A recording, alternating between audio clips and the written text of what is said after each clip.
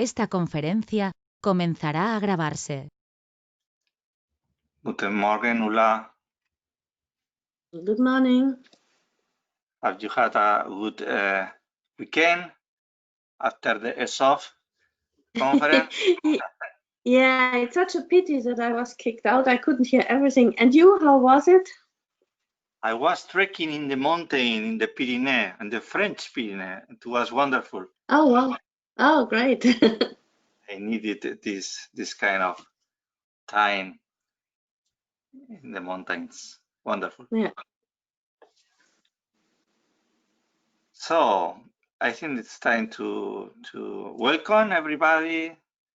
We are going to start just now the S3 week of these September's webinars, and I am really glad to have so excellent speakers today to start it. So thank you everybody that has been collaborating in making possible this special week. Marek, I think that Marek is with us. No, not yet. Marek Persero has been a big part of the organization.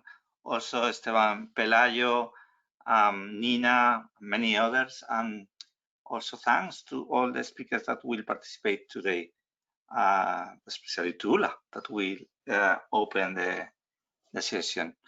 I think that, as you probably know, we are opening with a 90 minutes long morning session, so we will be here until 10 o'clock. We have 5 different speakers. They will give us their point of view, and after hearing them, we will have the open dialogue as usual. So without any other comment, please, Ulla, welcome. You know, Ulla Engelmann is the head of unit of social economy, if I am right, but also cluster and advanced manufacturing technologies could be. So Ulla, welcome, and the floor is yours to open the session. Good morning, and thank you very much. Antonio, if you could please share my slides. I want to welcome you to this, we call it the Smart Specialization Week, with these morning meetings we have with the European Alliance Against Coronavirus. And we have chosen on purpose to have this week now the Smart Specialization Week, because we feel, and we know also from the past, so if you go to the next slide, Antonio, that clusters played always an important role in the smart specialization, and this has also been recognized. And we had in the past either different events where we worked on this potential, like Grow Your Region conferences, because in the smart specialization, with its entrepreneurial process, clusters are a key partner because they are locally grounded. They know their companies, they know their strengths and weaknesses within and the territory, and then it is important to create this cooperation with the regional authorities, that they use also this knowledge which exists in clusters, which might not always be so easy transferable to the regional authorities, because there is a different language often spoken between the two. So smart specialization, I think, is one of the tools which can help to bring them together and teach each other's speaking a similar language, or at least finding a language to understand. And one key part, of course, is the fact that via clusters, you can discuss smart specialization and reach the SMEs, because the viewpoint of the SMEs, even if regional authorities want to reach SMEs, it is not straightforward. And the nature of an SME is that they will have other things to do, probably than to engage in discussions, whereas if they can be represented by somebody like a cluster, that makes it easier for them and also for the regional authorities. So if we go to the next slide, we see the key characteristics in smart specialization, and this is this bringing together this triple or let's say even quadruple helix where you need to interlink, and this is something where smart specialization wants to have this discussion bringing all together, but this is also which is natural for clusters, because clusters are bringing together the different parts in the ecosystem. They have the entrepreneurial actors, but also the close to market research, and they are having the knowledge at hand in proximity. We talked already about the strong connections, but also clusters, because they are bridge builders, can enable cooperation outside, and with this, with different partnerships, provide and mobilize resources. Of course, you need to define what is the critical mass and the scope of activities, as well as streamline efforts. And this is also what is aim in smart specialization. And then discover also new development paths, address societal challenges, and reflect the socio-economic reality in the territory. So if we go to the next slide, when we look about investing through clusters in smart specialization, is there to help a modernized economy, and particularly now when we speak about recovery, the recovery process, we need to see what can be used, what are the strengths of the clusters for the recovery process, things which we have discussed in many of the meetings before, like that clusters can detect where are broken value chains. The clusters can detect which are critical companies, critical technologies. So via the cluster partnerships, they bring together different areas and help to create and also an innovation process. And this we have also specifically fostered with cluster partnerships for smart specialization investments, and there we have 9 of these cluster partnerships in different areas, and from there we can also draw lessons and use it. In the next slide, I would quickly want to go to another important issue where we need where clusters can be very useful, because the key now also for recovery is the green transformation, the digital, and the resilience.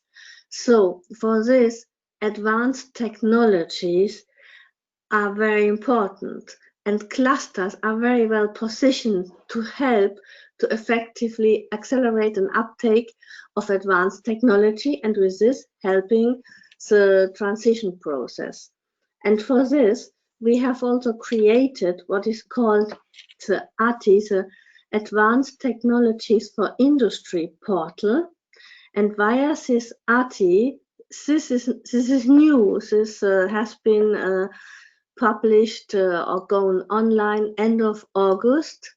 This gives you possibilities because it monitors the generation and uptake of advanced technologies at sectorial level in Europe. You have analytical reports on technological trends, but also it focuses on this advanced technologies that will enable and help industry to successfully manage a shift towards the low carbon and knowledge-based economy. So you find there things like AI, blockchain, photonics, advanced materials. So I invite you to have a look at this new portal, which will help in the daily work of the clusters, but also in the transition in general. And then in the next slide, we want, just what you know very well, highlight that we have over 3,000 clusters which are collaborating across the EU, with about 50 million of jobs placed in very concrete locations. And next to it, we have the smart specialization strategy, where you will hear much more from the next speaker, my colleague from DG Regio. But here, let's now combine the potential of the cluster and the smart specialization strategies for accelerating the recovery in Europe. Thank you very much. You are very welcome, Ulla. Thank you for all your participation, support, and force in promoting the cluster activities. And now we are welcoming Peter Berkowitz, who is head of unit of the Smart and Sustainable Growth unit in the DG Regio. Are you there, Peter? Can you hear me? Yes, good morning. Can you hear me? Yes, yes, perfect. Welcome. Do you have a presentation? Should I give you the presentation right? No, no, I have a presentation, but I'm not going to use it. I think I'll speak without presentation. Thank you very much. Go on, please. Right. Well, good morning, everybody. Pleasure to be here early on a Monday morning. Just to say, excellent presentation by Ulla. I just want to focus on some key policy issues, which are about the relationship between smart specialization and clusters. And what I want to do is to really kind of set out some of the key issues that are on the table for smart specialization, and then conclude by drawing some conclusions for clusters both at regional and European. Now, I mean, I think the first thing to say is that smart specialization has been a very, very big experiment. It's been a big part of our policy in the 2014-2020 period. Around 14 euros, almost all regions in Europe involved in it. And there have been some great successes, but there's also work to be done. Now, I'm not going to go into the details of the analysis, the political discussion about the future direction of smart specialization, but I just wanted to pass the message that there is a need to do it better in the future, to create greater impact, but also engage stakeholders in a better way. Why? Because it is an extremely useful tool, both in terms of regional policy objectives, but also increasingly in terms of industrial strategy, the Green Deal, and the recovery from the crisis. So, there's a challenge ahead of us, and I think the first key change that we will see in the future is a broader approach to smart specialization. In the current period, smart specialization was very much focused on research and innovation, really the core activities, often a strong research focus. In the new period, it will be seen as something which is broader, and the activities covered by the strategies will also be larger. This reflects, I think, the general shift within the Commission to a much broader concept of innovation. And this means that the strategy will cover not only research and innovation, but also digitalization, SME growth and competitiveness, and an important element, developing skills for smart specialization, industrial transition, and entrepreneurship. But I really wanted to highlight this to you because research and innovation is about ideas, it's about investment, but it's also about people. And here we see this very much as investing in the competences that we need to deliver smart specialization, whether it's in companies, whether it's in research bodies, or indeed in clusters. We've also reviewed our enabling condition, and our enabling condition is essentially sets the structure for what we want to do with smart specialization and the way in which we want to implement it. I just wanted to highlight this because we're not going to ask for new smart specialization strategies, but we will ask for them to be reviewed. and strengthened. And in particular, the heart of them, which is this entrepreneurial discovery process, which is the engagement of stakeholders in identifying the priorities for innovation. This needs to be reinforced. And therefore, this will be a major focus. And the questions we will be asking is, how is this process managed? Who is involved? But there are also other aspects which are important for the future of smart specialization. I'd highlight the need to reinforce the links with the R&I system, the need to have a greater focus on international cooperation, the need to address issues not just of innovation, but also of innovation diffusion. That is to say, that we try and understand why perhaps new technologies, new ideas are not getting into firms, why firms are not taking them up, or indeed public administrations. We need to reinforce monitoring and evaluation. We need to better identify who does what. And we need to address overall broader issues of industrial transition. That is to say, the challenges of Industry 4.0, very much the focus of the discussion today. So we are working with I think someone's got their microphone on. Could you mute it? It's a bit of feedback. That's right. Thank you. But just to say, what is important here is that not that we write a new paper strategy, but we actually get the strategies working in a more effective environment. Now, it was highlighted by Ulla, and she put up the very nice slide, which is why I don't need to use slides, about the different actors. And I think that this is perhaps the biggest task that we have for the next period, which is to ensure that the necessary actors of the triple or quadruple helix are really involved. And this is the public sector, the private sector, R&I sectors, and civil society. Why? Because the core idea of smart specialization is that it's demand-led. It's a strategic process, but it's a strategic process that comes out of the interaction of actors and the identification of priorities by people who know. And this is why it's such a useful tool, not only for industrial and business objectives, but also for meeting the societal challenges, the objectives of the Green New Deal with other types of actors, in particular civil society, but also the public sector, which will be necessary to deliver on the ambitious objectives that we have in the context of climate and the environment.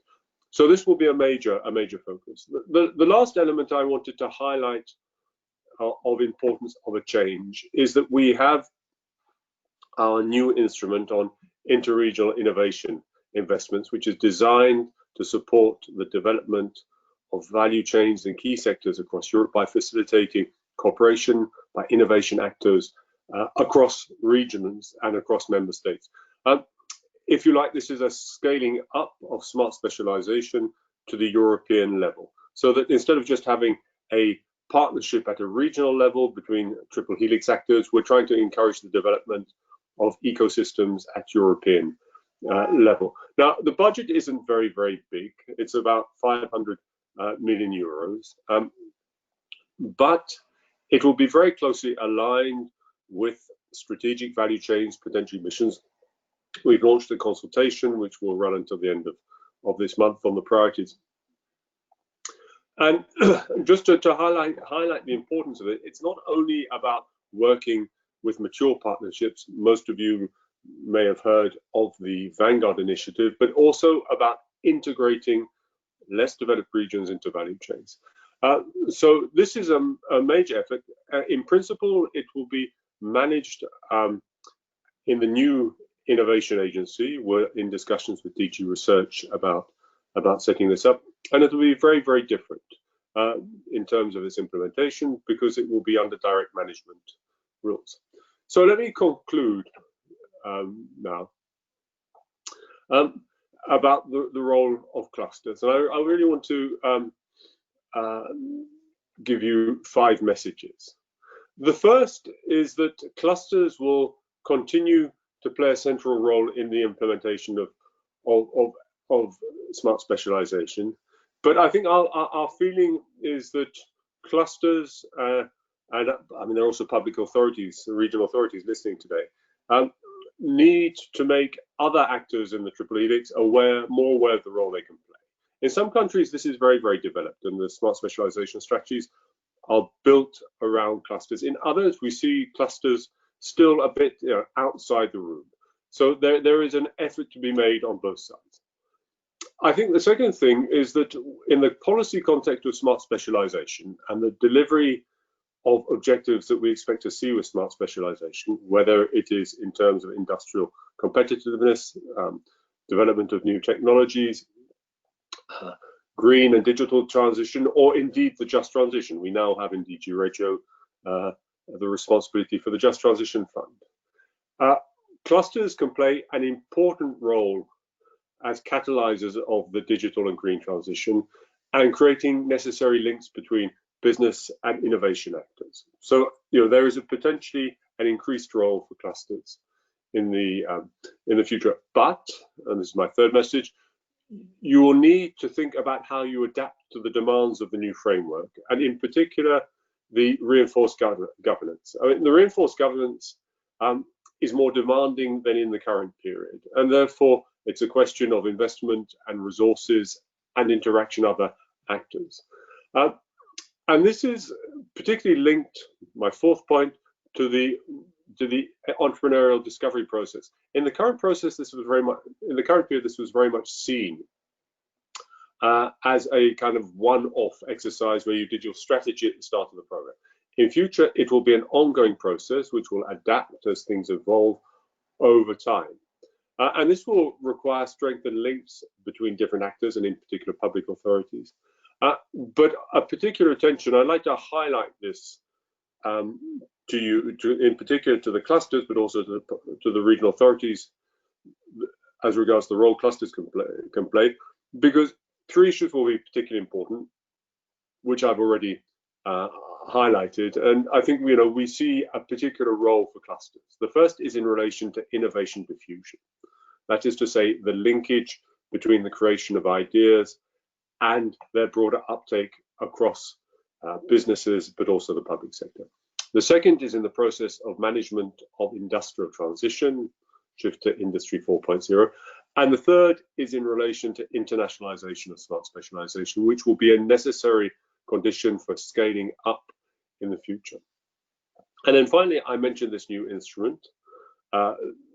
Clusters can have an important potential role in interregional cooperation, both in relation to this new instrument, but also in relation to macro-regional strategies, where transnational cooperation, many of the programs are now discussing how they can facilitate smart specialization activities in their macro-regional areas.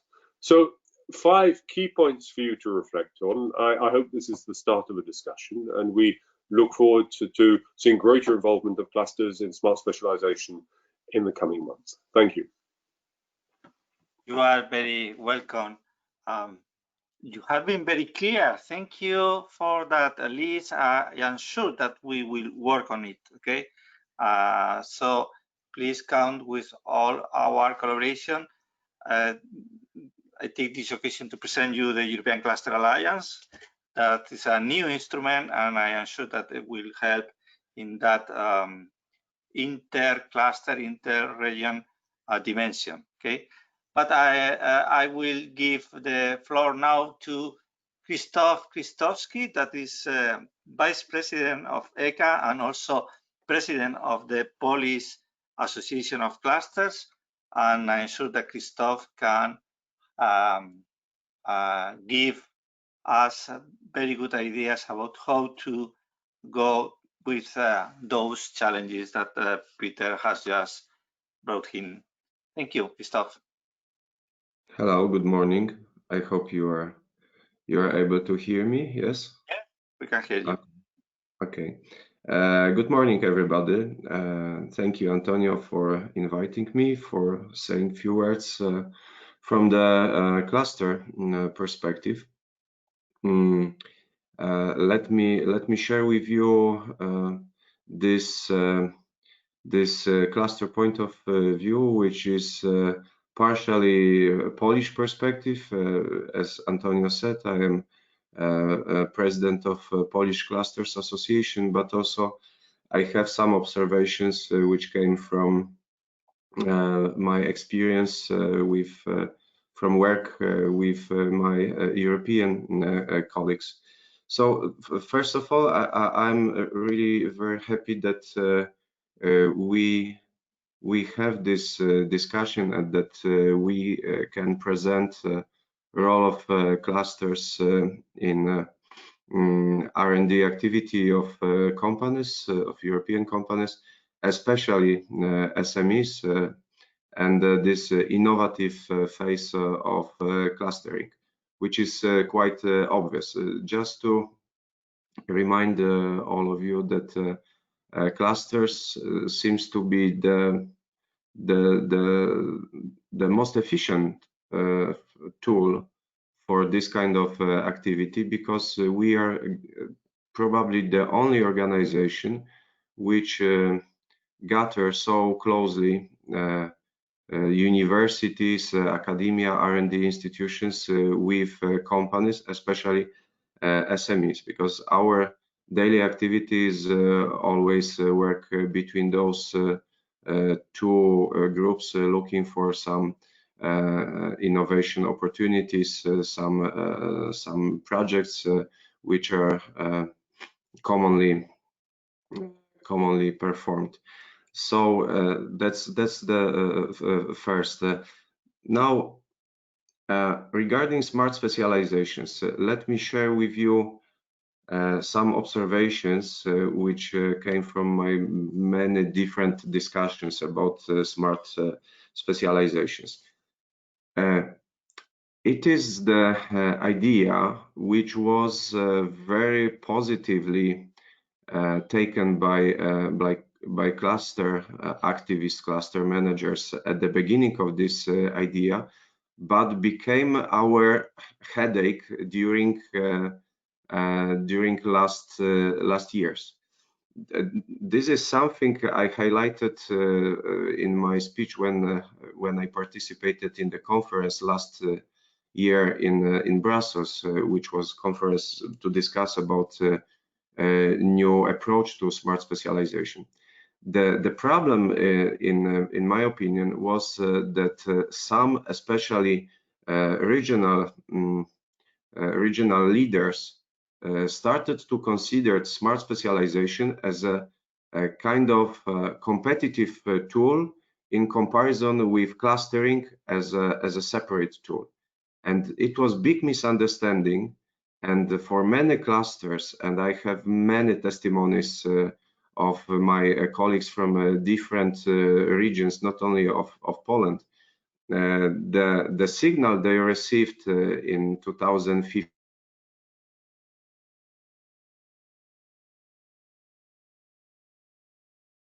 Sorry, Christoph, we are not hearing you. Can you hear me, Christoph?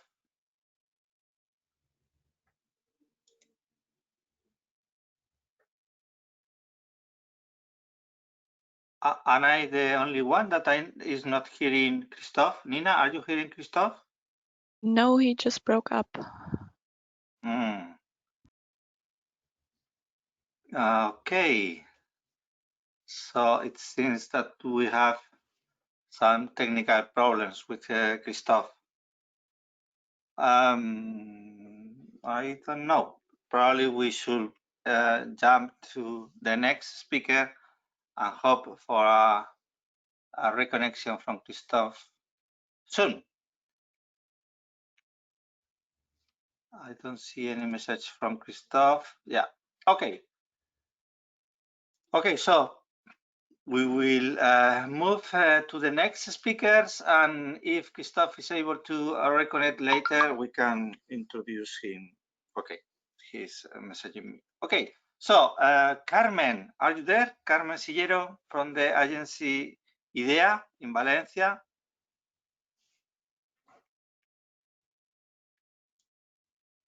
Carmen? Hello, good morning, Antonio. How are you? Good morning. Pleasure to be in this webinar. I have been following your work along these webinars, and you are doing a great job. Congratulations, Specializations, for this initiative.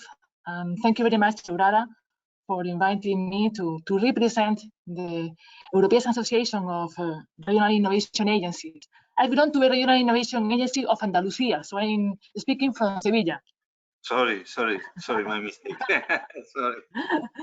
Right. I don't know if I will be able to pass my presentation, Antonio. Yes, sorry. Let me check if I can give you the presentation, right? Yeah.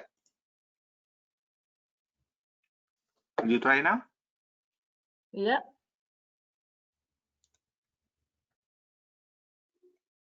We are seeing your screen. Yeah, and I don't know why is this screen that is showing.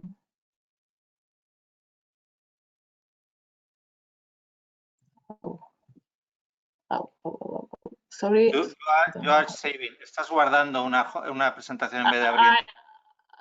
I know, but I don't know why I can open this presentation that is already open. Let me see. This is in saving mode. No, not in open mode. Oh, okay. I think I am in the right place now. Yes, let me to put it in the showing mode. I don't know why I can't see. Not that. No. You see the 70%, the icon just at the left of the 70 of the zoom. But I'm trying to put in the exposition mode. Or you can go to presentación con diapositivas arriba en el menú, presentación con diapositivas. That is the right place, but I don't know how to put these elements. That's perfect. Okay? Now it's perfect. Okay, Carmen. Now thank you very much. Oh, sorry for the initial problems. So thank you all for your assistance to this introduction. I have been very attentively following the previous introduction from Ula and Peter Berkovich, of course, and I think they give me the right element, the right hints to introduce my idea regarding the role that cluster in the smart specialization strategies, and particularly in this very moment coming from the COVID crisis. I'm sure you all know what RIS is, but I don't know if you are aware of was RIS3 an initiative that was born and was transmitted to the region as a way that our regional development model could be transformed by innovation. Innovation was the promise of transforming the way we have been facing the previous crisis and have the opportunity to transform with the tool based on the methodology that was given to the regions and the support of the commission by the SC platform, and all these acquis that was provided to the regions has created a capacity for designing the priorities and working in a way that allow the regions to identify the areas where the region could invest the R&D resources coming from the ERDF. That is, as you well know, one of the main capacities the regions have in order to address R&D. And this effort was a shared effort with the regional actor. And in this case, the cluster was a very central actor, because in the very beginning, clusters were in most of the region, and this is my experience, in the driving role of the strategy, defining and proposing their areas of activity as priorities, because was the right on and the proof of the critical mass the region has. So cluster were at the beginning, or sometimes cluster has been the result of the prioritization process. So this element that has emerged with the RIS3 exercise and the way of working, the EDP, the entrepreneurial discovery process that has been put in place in the regions, is a capacity, is something that remains in the territory in order to face the next framework. So when we were in the middle of the period 2014-2020, thinking about the evolution of the risk strategies and learning from the experience, we were told that the commitment of Europe was the Green Deal, and we considered that this was the main element we have to take into account in the evolution in the risk towards a risk S4, a smart specialization strategy for sustainability. And the elements such as green, digital, social transition, new industrial policy, all these elements were the hints we have considered to introduce in the new smart specialization. That in these forthcoming periods was the enabling condition for the ERDF resources. We have also learned from the experience about the need of more flexibility and elements regarding the multi-level connection and improving of the synergies. That was an element we have considered, and we were working together with the GRC and the Commission in improving the way the new strategies will be designed. But with the emerging of the COVID-19 crisis, we have been all shocked. But one element I would like to highlight, I have for this selected a map that has been issued by the OECD in June, and the impact of the COVID crisis has been very different in the different regions. The proxy we have used, or I have considered, is the share of jobs in risks coming from the lockdown. As you can see in the map, within a country, very, very different impact could be felt in the regions. And it depends on the specialization of the region. In the way that any region is affected by the mobility-based sector, such as tourism, such as aerospace, such as leisure, such as all these elements, all these specialization features are the elements that are making some regions more sensible to the impact of COVID-19 than others. That means that a regional-based approach is needed in order to gain out for the crisis. And in this approach, the element that we have to consider in the smart specialization for sustainability is for a key. So these are something that has to be included in the new strategy.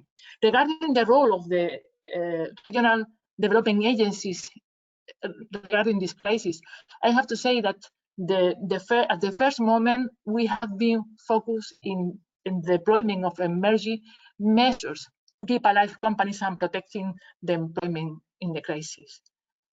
We have been working very, very hard using the coronavirus initiative that was issued by the Commission in March for designing liquidity tools and all elements that have allowed the business sector in the regions to keep alive.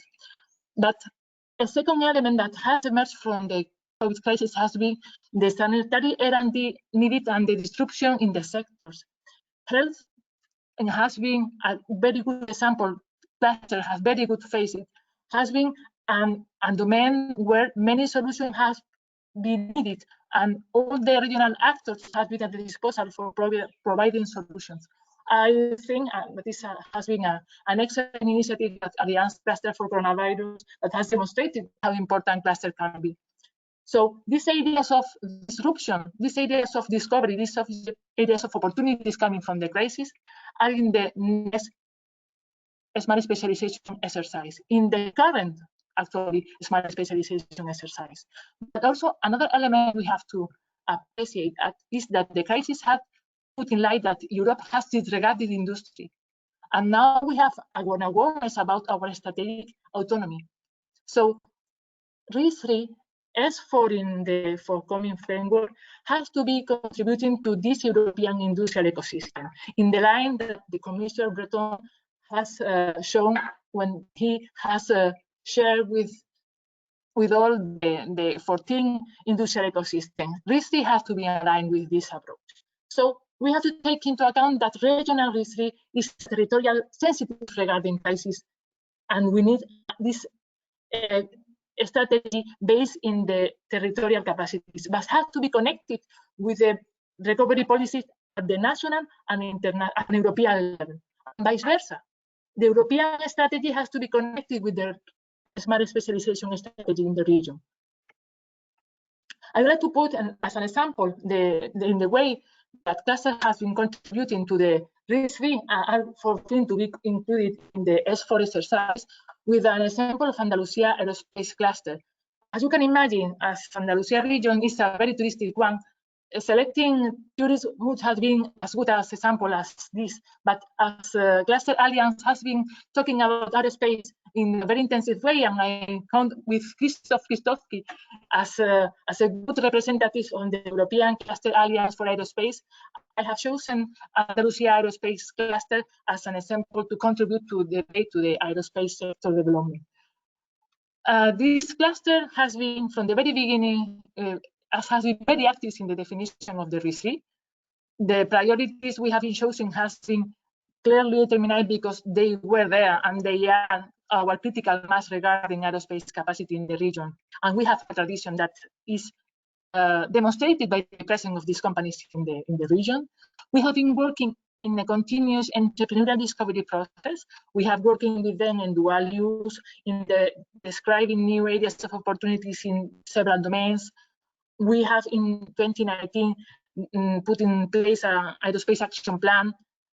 We have at the beginning of the year starting to make a very sound entrepreneurial discovery process for identifying R&D areas for related diversification, because the sector was very concerned about the evolution towards a space, towards hubs, towards unmanned vehicle, embryo. So we have been working from the RIS3 in the aerospace clusters regarding new areas of opportunity. But then the COVID has very, very hardly impacted in the aerospace sector.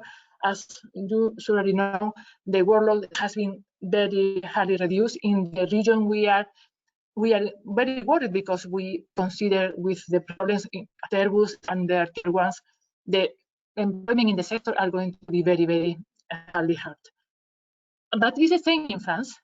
Even despite the French aerospace plan launching in July, the sector is talking about the falaise effect, because companies in October and November are going to have very difficult to face their obligation, financial obligation, because the loan they have received for supporting for the first months of the crisis, when the activity has not been recovered. But at the European level, it's estimated more than 6 million jobs are going to be lost, as has been said by Eurocontrol last week. So regional action is needed, national action is needed, and European level action is key for the aerospace sector. And to define the areas of opportunity, we have to work together. As I have been said, I have been following the webinars, and there is one that was in July, where Krzysztof Krzysztofki and colleagues from Ronald Berger described the situation of the aerospace sector across the crisis. And I have borrowed one of the slides that the colleague from Ronald Berger presented. He showed 7 areas of 7 trends for the new normal to be explored. For us, these 7 areas are areas of opportunity to research and development, and the opportunity to design new technologies and new European standards that allow Europe to be this autonomy region regarding new technologies and have its own certifications. But to do so, we need cooperation.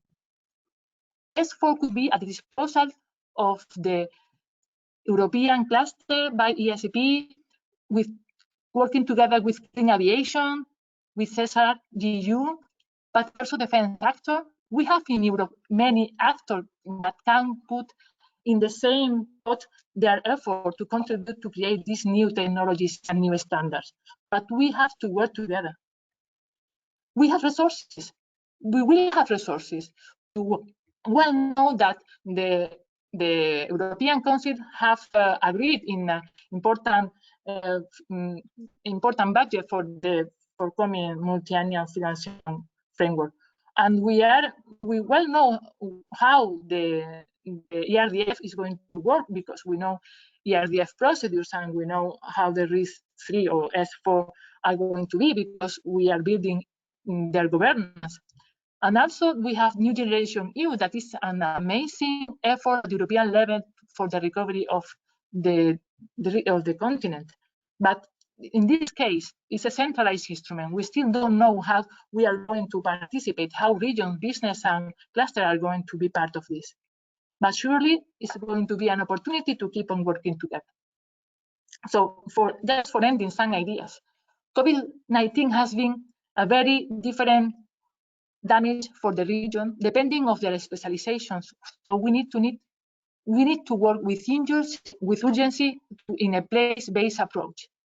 Also, COVID has been very disruptive with the smart specialization processes in place, because it has been the hardest slab of a forced entrepreneurial discovery process, because many activities are not going to be the same anymore. We have to discover how to reinvent tourism, leisure, mobility, education, and we need granular entrepreneurial discovery process involving SMEs and tackling social needs. And also, as we have discussed, the supply chain disruption has demonstrated that we were not autonomous anymore. We were dependent from the continent and research and innovation. But as has been said by our colleague at Orchestra, S4 is a long game. And we can think from the perspective of the specialization in this strategic autonomy. We can contribute to this. We are able, if we are working in cooperation, to define new European technologies and standard certification. I'd like to highlight that it's very important working in artificial intelligence, in automation, but please do not go in so-so technologies. I have been very inspired by Daron Acemoglu from the MIT. He talked about the social technologies, these technologies that are making people redundant but not improving productivity. We have to be focused in improving the productivity of our system, but not go so long that we lost these productivity objectives. And in order to impose automation, love the goal of improving productivity and make people go to unemployment without any other well for the rest of the system. So let's go innovation friendly, labor innovation friendly, in order to improve the way that labor would contribute to the wellness of the territories. Institutional innovation is key, and RDAs are in this process of institutional transformation. Overall and multi-level governance is key if we want to have this scaling approach. And European cluster has demonstrated we can go together and working together, reshaping the technological frontiers, developing this new standard.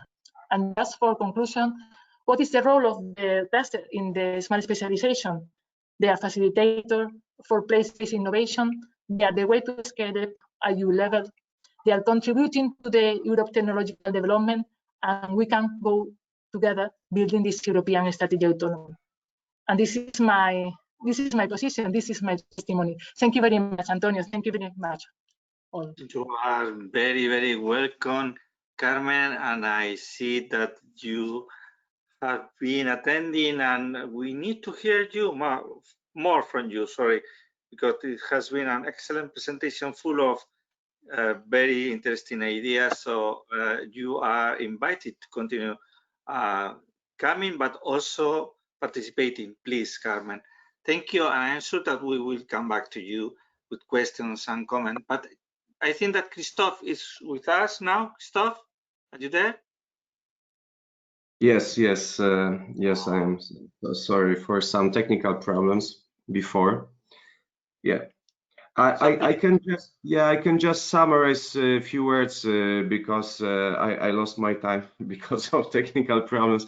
Just what I would like to underline, and what was my idea to share with you, is some relation between smart specializations and clusters. Because from my experience, from my discussions from many different colleagues across Europe, I found out that some regions, but even some countries, misunderstood the idea of smart specialization in the past, and I think that we should be very careful, all of us, all our society, including our European partners, we should be very careful to better explain the role of smart specialization and the role of clusters in launching these ideas in regions and in countries, especially now when we know that there is a new approach for smart specialization, which should be not only regional, but there is expectation that we should go cross-regionally. This is very good idea, and we as a clusters, we would like to participate in that. But we have to explain everybody, but especially those who had the different approach, that clusters and smart specializations are not are complementary solutions and are not competitive tools, because sometimes I've observed that somebody even invented some new platforms only for, in some countries, in some regions, there were expectations of local administration to establish completely new platforms, which were called platform for smart specializations, which were new organizations which were in competition with clusters. And I think we should avoid this kind of thinking in the future. And this is one point. So we should remember that clusters, thanks to our nature, which is collaborative nature inside our regions, inside our sectors, but also outside of it, between our regions, between our countries. Now, especially after we establish European Cluster Alliance, we are trying to be focal point for all network of European clusters, including those platforms of clusters which were established many years ago, like EACP, which was mentioned by Carmen, which is a European aerospace cluster platform. So this is why we are so important in launching new smart specializations idea. And this is one point. The second is about what I would like to underline. This is about this innovative, creative, looking for I forget this this word, but looking for new smart specializations, creative searching, creative findings. This way should be used by all of us. So we should remember that this is the only way to think about smart specializations. They shouldn't be formulated from the top to top-down approach. It should be always bottom-up approach, because clusters very often are proofs that some specializations in some regions are really very strong, and that it doesn't make sense to look for some new ideas if you have something which has been already proved as a strong specialization of the region. So there are main messages from my side. Once again, thank you for invitation, and sorry for my technical problems today. Thank you. You are very welcome, Christoph. Thank you. And I think it's the moment to give the floor to the last speaker, Muriel Atané from EARTO. Muriel, are you there? Yes, I'm here. I hope that connection is working. Thank you very much. I could maybe try to share my screen if you allow me to be present. The presentation rights. Just one moment now. Okay. Yes, so normally I should be able to, if I, okay. I just wanted to share some side reviews. Thank you very much for the invitation. It came a little bit last minute, so I prepare as I could. I understand I'm talking to to a lot of clusters on the other side of the internet today. So very glad to be able to talk to you. I think that's the first time we have such a conversation between your alliances and the ERTO. So glad to be able to be here today. I think what we are looking at is to try to show you what our association does and maybe where we looked at RIS3 and why, especially looking at the title of your event with technology involved. We are the network of all research organizations working on applied research, which means on technology. In technology, you can think of any single topics and any single application, and it goes through all type of industries. So we are not sectorial in the technology we're looking at. We have sisters or babies organizations which will be looking, for example, at energy or space or other topics, but we don't. And generally, our members cover many types of technologies, and you probably are in link with them already at regional level or even national level within your different risk-free type of discussion. And if you are looking at the technology of the future, then I think you need to be connected with my guys. I think a lot of people think, you know, you will link a university with businesses and then the deal is done. Not in technology. You will need to have people who translate the science being developed at the university up to a level where, you know, your industry can use it and actually use it into product and services.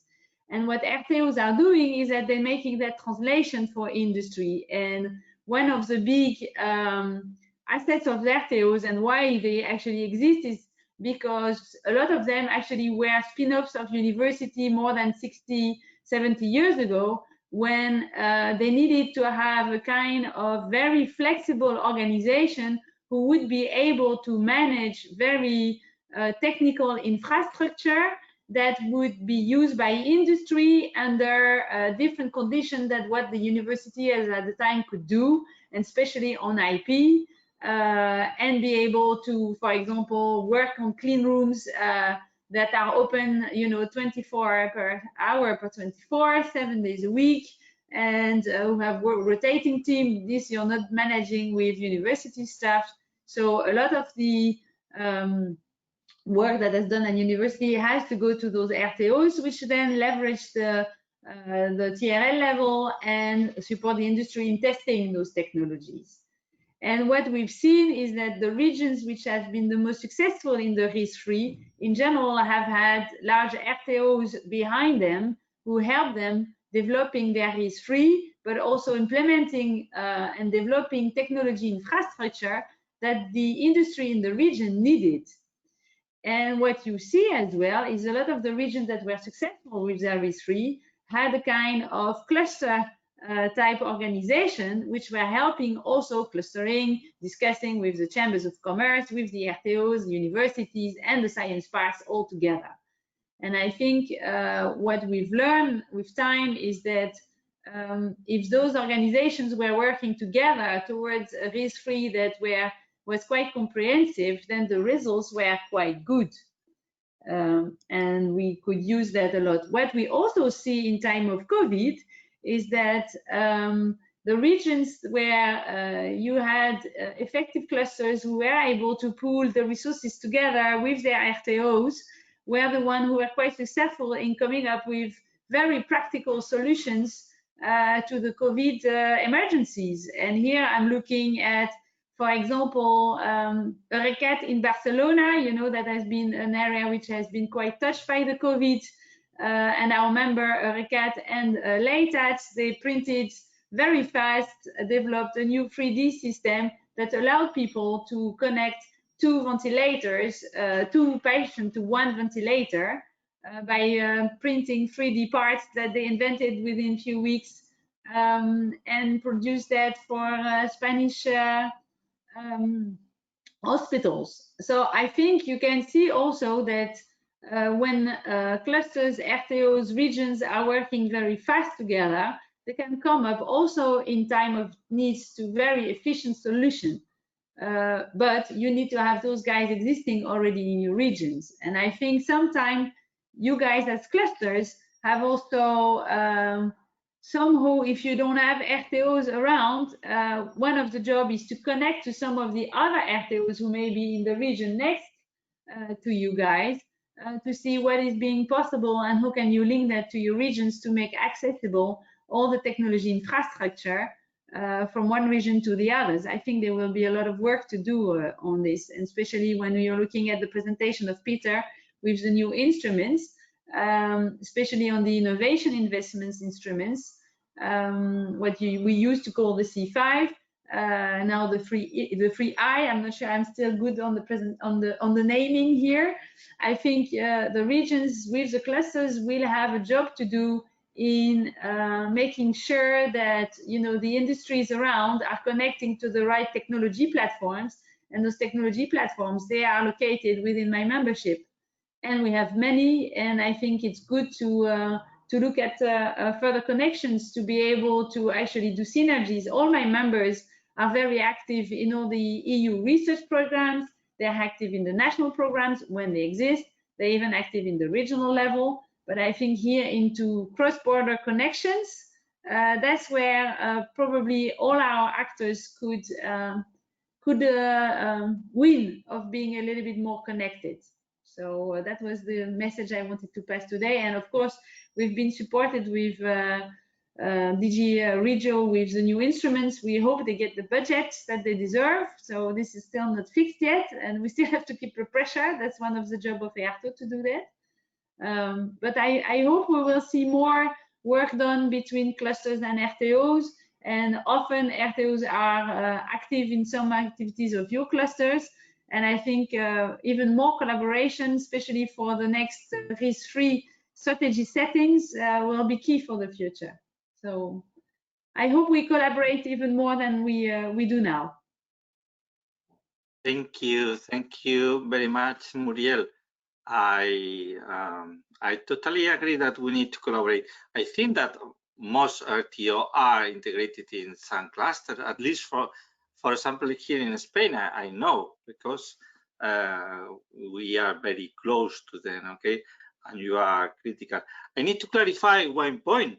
It's very important to say that this is organized by these webinars are organized by the European Commission, the GROW, in collaboration with the European Cluster Alliance, and also with big support from the EURADA and the European Cluster Collaboration Platform. But this is the European Cluster Alliance against coronavirus, and the spirit of this group is to integrate everybody, not only clusters. So I think that today we have here with us people from businesses, people from the authorities, from different associations. That's the spirit. So you are welcome. Don't feel that you are only welcome today. You are welcome every day if you want, okay?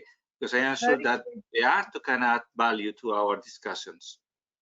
Okay. Looking forward. I think there is much to do still, and I'm very glad that we have the RIS3 as it is today, and that it will keep being in conditions, and that we have to work. And I think we learned very much from the last sessions and the last programmation, and we will learn even more in the next programmation. And we have good examples of what works when all the actors set themselves together. So I think you see, even on the side of the RTOs, more organizations towards the discussions they have at regional level, of course with the clusters, but also with the regional authorities.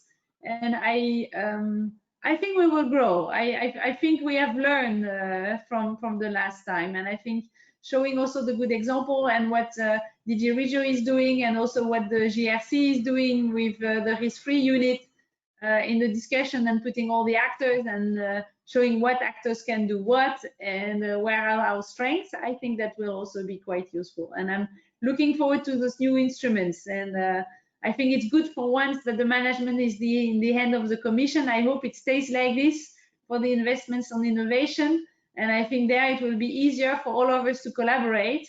Going cross borders for regional authority is hard to tell why they should spend their money to something that is outside their region. That's a tough political choices sometimes.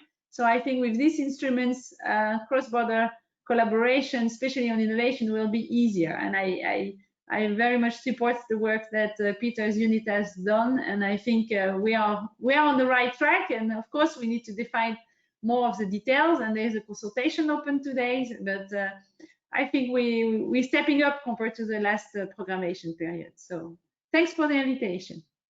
Thank Muriel. You are very welcome. So now it's time to open the dialogue to everybody.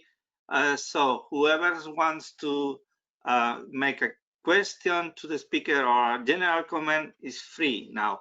Please be straight to the point, no more than 3 minutes, just to allow everybody to give the point of view. Who is the first? Yes, Antonio, I'd like to make a good morning. A very short question to Peter.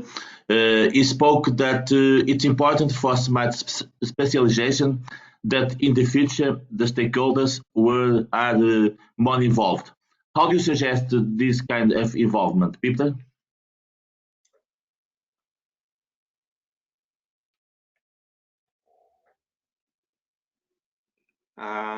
I see that Peter Berkovich is in the list. Don't know. Yes, now you have just quickly. Do you want me to answer the questions one after another, or do we take several questions? Usually we are in an open dialogue. Just one question for. Okay. You want to answer that? Yes. No. But I mean, I think the first thing to say is that we know a lot more about how to make smart specialization work, and the second thing is that the people on the ground know a lot more about it. When we started it 7 years ago, even longer, it was something which was very new. So we want to use the opportunity of the negotiations with the member states to ask about how they intend to organize the process of the EDP. And that will open a dialogue between us and them during the negotiations. And of course, the question which follows from that is immediately, who have you involved in the discussion of how you're going to set things up? So what we're trying to do from the Commission level is create the opportunity for a dialogue between different stakeholders. So I think that's the first thing I'd say. And therefore, the cluster organizations and other actors, RTOs as well, should be actively going towards the managing authority and saying, we want to participate, because they are part of a solution or let's say they're part of an answer to the question that the managing authority has to answer. So in principle, the managing authority should be open. If they're not open to this, well, then we have to see what we can do. And I think there is a role for the European organizations as well to as it were, to help. The other thing, of course, and I think this is a very important aspect, is simply to have exchanges with other regions to see how they're doing it. And Carmen presented Andalusia. Yeah? And this here, the Commission can make, or the JRC can do something which is kind of a best practice guide. But the best thing is to actually speak to regions which have been doing it for some time, to see how they've been doing, learn the lessons, speak to several regions. And I think this is going to become a much stronger dimension of what we're trying to do, is this exchange of experience to see which cluster, to identify, for example, for you, those clusters which really feel it's been working well, and to try and encourage a dialogue. So I think there are different parts of answers to that question. And of course, then the last part is that there is a more technical side of it. And we're doing a very big study at the moment to try and learn lessons about how it has worked in the period. So there'll be material which is available as well. Thank you. You are welcome. Thank you. Any other question, comment? Somebody wants to comment on this last point? Irina, I see that you have questions for Carmen. Will you comment? Elena? Yes, Antonio, thank you. Actually, I put the question in the comments there. I'm interested to see and to hear more about this process of granular entrepreneurial discovery process, you see, and to what extent it could be applied in case of countries like Republic of Moldova, since it's very interesting, granular entrepreneurial discovery process. It seems that it is useful in approaching the crisis in the more developed countries, but also in countries that are lagging behind in terms of clusterization. And actually, I also commented on the idea of Peter Berkowitz regarding the capacity of the clusters to address the economic disparities of the regions, including also the neighborhood countries. Thank you. Carmen? Thank you, Elena, for the questions. And of course, I consider the entrepreneurial discovery process is something that is an excellent tool for any region. I have been in Moldova in 2015 talking about RIS3, and we were trying to start discussing about this approach. And I consider when we have the right actors, that in this case are the business sector, the research, and people that is connecting these domains, and the administration, we have the correct dialogue in order to identify what are the areas of opportunities. And the question is to find out these areas and be able to agree a prioritization process.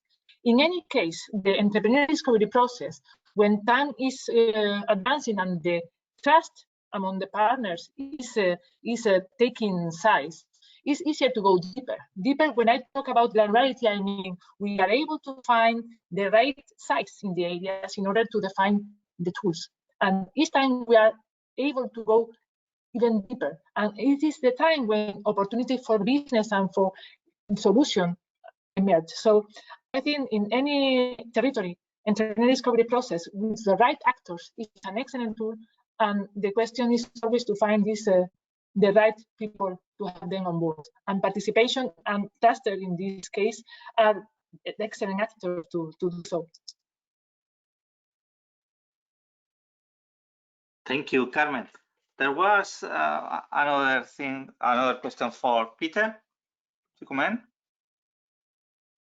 Yes, thank you. Well, the first thing to say is that the responsibility for the neighbourhood countries is together with our colleagues in DG NEAR, and they have a strong smart specialization. Hi.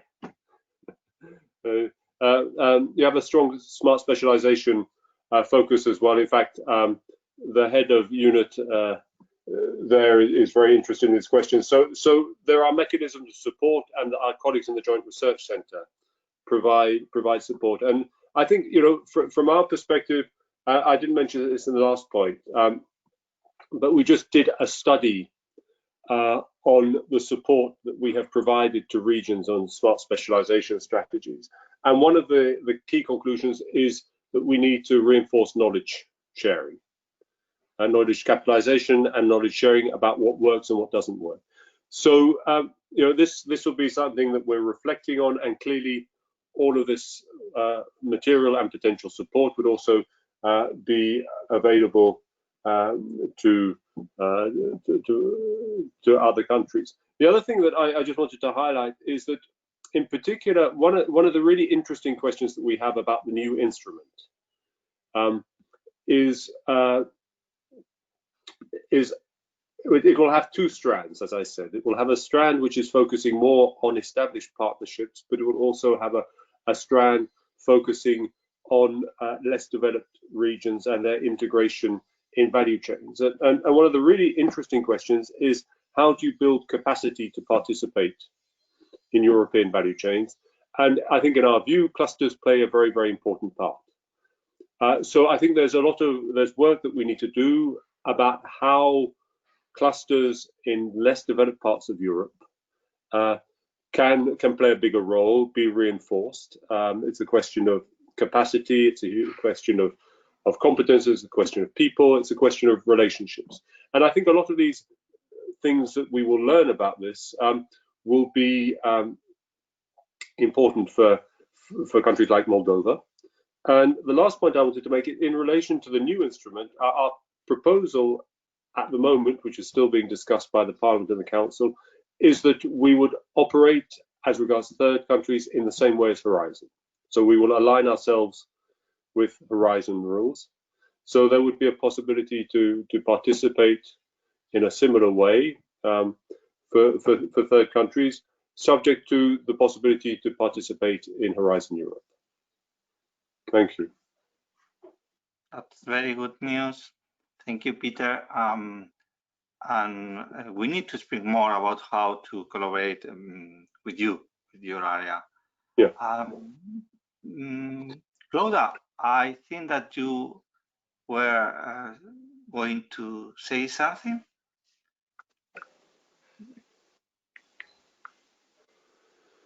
Claudia Barry.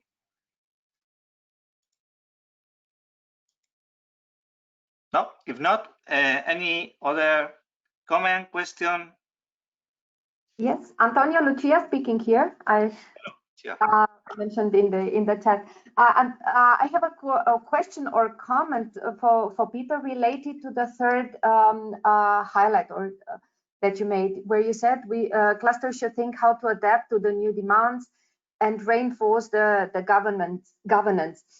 This is also very much related to the resources. So it is for some clusters who are very developed, it is easy to make the case on what they can do. For those who are less developed, it is very difficult to make the case and to convince the regional authorities to invest more resources in their development, which is highly needed. And I think this is also connected to the last thing you just said about the new instrument and about placing a high emphasis in reinforcing the knowledge sharing and looking at the competence and people and relationships. But we should also not forget the need for resources so that all these elements can come into play and they can interconnect and leave the mark in or play the role that we are all convinced that that they can play. So do you see these as just the necessity for the clusters to make their case in the region, in the ecosystem of the smart specialization, or also of a need for authorities, for the public authorities to recognize this role in terms of placing the resources for their development at an early stage? Thank you. Well, I think your analysis is very good, and the answer is that it's both. And I think that there are a number of different steps. I think step one is to recognize the role that clusters play. And I think I was reflecting on it, listening to people talk, and I was thinking there's a nice study for some academic to do on whether you can find good smart specialization partnerships where clusters are not involved. My sense is that it's something which is pretty rare. So I think that's the first thing. The second question is what makes participation by clusters in smart specialization partnerships effective? And I think that's something which we need to work on, and it is a question of resources, but I also have a sense that it's a question of relationships, and it's the relationships that there are with research actors, with the private sector, with the public sector, because I mean there are also examples of very well-resourced clusters which are not functioning very well in the smart specialization context. So I think that's a second question. And the third issue is that I mean I don't want to get into a big discussion about this, But I think having done the exercise on assessing support for smart specialization, the lesson I think we drew is that the best way of improving and learning is learning by doing. It's not just putting money into structures, but it's doing concrete projects. And I think that's an area which we would really like to focus on. And indeed, it's easier to put resources into that from ERDF. Operating costs with ERDF are always a bit complicated. But actually doing concrete projects which build capacity as at the same time as innovation comes, is, I think, from our perspective, something which we really need to develop. And your ideas and also Urada's ideas and IATO's ideas on this would be very welcome. I am sure that we will have ideas for that, and so we will take this session as the source of motivation to write them and to speak about that. Marek, I would like to hear your point of view of everything that we are speaking about. Are you there, Marek? Yes. Thank you very much, and thank you very much to all the people, particularly to Ula and Peter for very clear messages. There's clear that clusters play an important role, and now we discussed it very well. I think I will relate to the enabling conditions for smart specialization, which is one is the governance. So in my view, if we have regions which don't have in the governance of smart specialization clusters involved, it means they are doing something which is not optimal. This is the first point. The second point, in clusters, we have as enabling conditions as well monitoring. So in smart specialization, the monitoring and evaluation.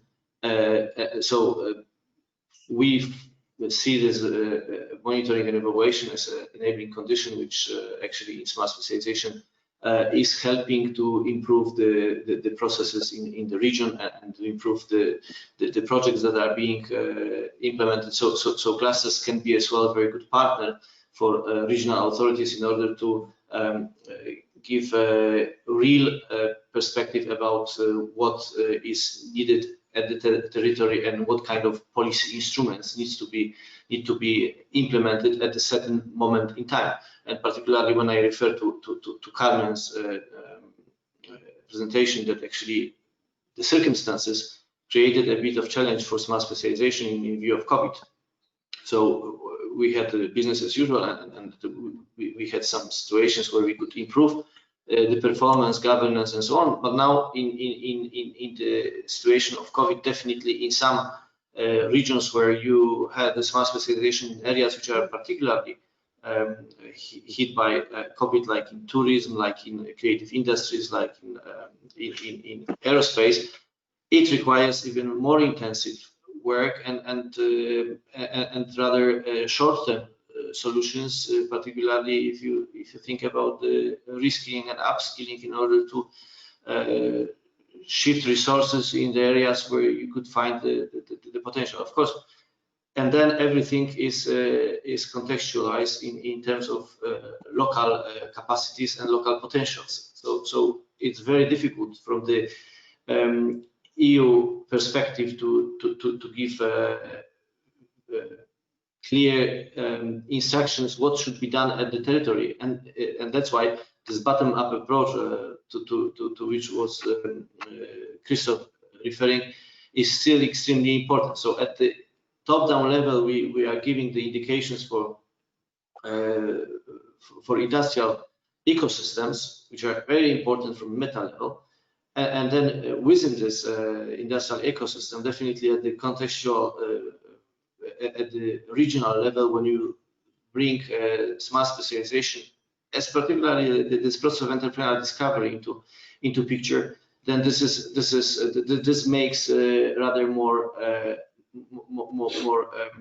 practical implications for the economy. Just last word, because a lot has been said here. If we we are in the moment when the policy instruments are being designed. So for the new financial perspective, both at the regional and national level for recovery package.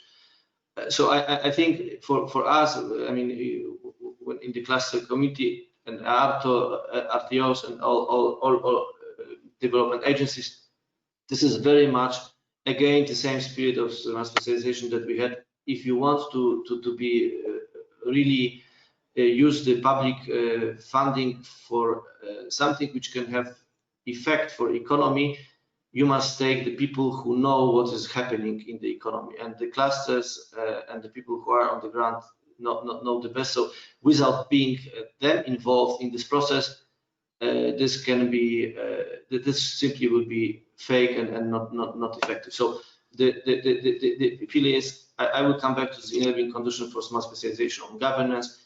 If clusters are not involved in the entrepreneurial discovery process of smart specialization and governance, it means the process is not only not optimal, but definitely we are not using the whole potential that we have at our territories. Thank you, Antonio, for this possibility to speak. Thanks. No, you are more than welcome, Marek. There is a very good question from Clodak Barry, and it's in the chat. Is the smart specialization ambition represented in the national recovery plans that are underway? Who could comment on that?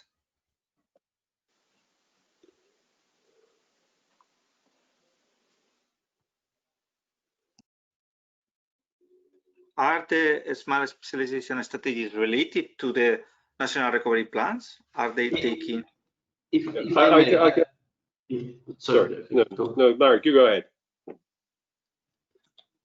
Peter, please go on.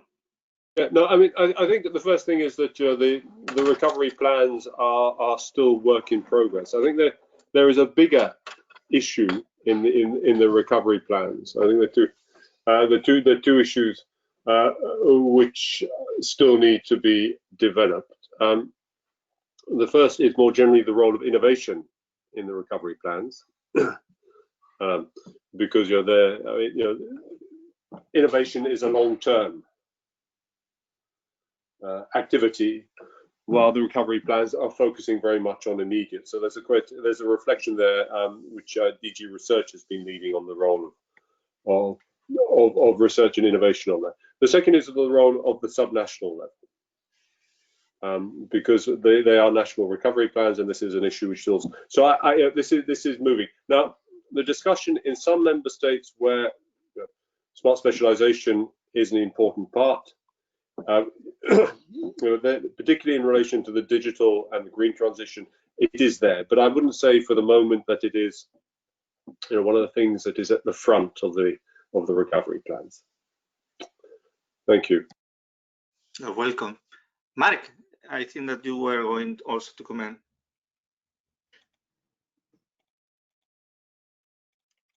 No, maybe just to compliment. It's up to national administration right now to make the full use of what has been developed through the smart specialization process during 7 years, and use it as well for recovery. I know some countries are using this while building. They created some of scale and scope in certain areas, and they can definitely use it for short-term in the recovery plan. But this is the competence of the national authorities to have the full use of what they have developed as well in smart specialization areas. I think the ones who are wise enough, they could use this as an opportunity to strengthen the recovery measures in the recovery plan, because this would be simply a common sense. But of course, it's very much the competence of the national authorities to come up with the national plans. Thank you. I will give you one reference, because I am located in Zaragoza, in Aragon, in Spain, and in Spain the national authorities has decided to share with the regions some part of the national recovery plans. So I am in contact with the Aragonese government, and in fact, we are discussing, we are suggesting them some kind of projects and proposals. And I can assure you that we are taking into account the smart specialization strategies and the priorities defined there, and linking them with what we think is the next phases. So this is just one reference, but I wanted to share it with you. So I will say, Ula, if you are there, it would be good to have you closing the session, this first session of the Specialization Week. Are you there, Ula? Yeah, I'm here. Thanks a lot. No, I think it was a very good, I would say, kickoff session, because as we said in the beginning, it is the Smart Specialization Week. And I think the fact that we are going to present in a week shows also what a huge need to discuss in the different areas we have. And several speakers have mentioned other important partners who haven't been speaking today, like the Joint Research Centers and others. So I think it was, let's say, a very important and good kickoff, and big thanks to all the speakers, particularly also to Peter Berkowitz, because I think he was very explicit and explained what are the possibilities, what is the thinking of DG Regio, what is in the pipeline. He also said that not everything is yet through everything, so fingers crossed that things go as planned. And it is important. I think it is on one hand important to see for the recovery, but also how we can use the smart specialization, and focusing on the role of innovation in recovery, I think, is crucial. And we need to find a different way how we can finance innovation and how we can help with this. Thank you. You are very welcome, Ula. So this is the end for today, but you are invited to attend also the rest of the sessions, and tomorrow we will speak about digitalization for citizens, companies, and governments. So I hope to see you soon again. Thank you very much to everybody. Bye.